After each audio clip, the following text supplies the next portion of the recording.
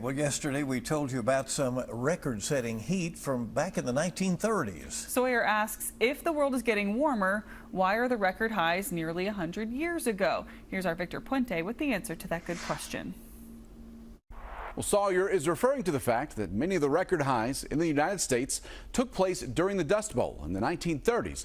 But those highs are just a small snippet of the country's and the world's climate.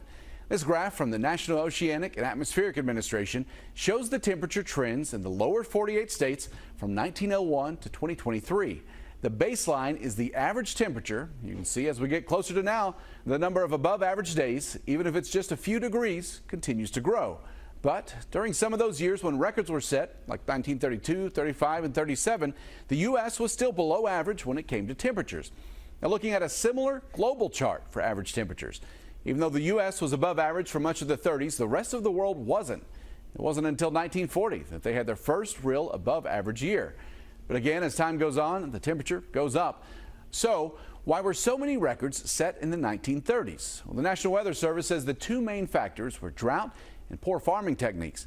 The droughts dried out the land, and without the vegetation and moisture from the soil, the National Weather Service says the Plains area acted as a furnace. A report from Yale Climate Connection says, quote, much of the topsoil across the central United States simply blew away during those nasty years. The bare landscape allowed for maximal warming from the summer sun, which in turn helped reinforce the deep atmospheric heat that prevailed. Day-to-day weather patterns sometimes pushed the dust and heat all the way to the East Coast.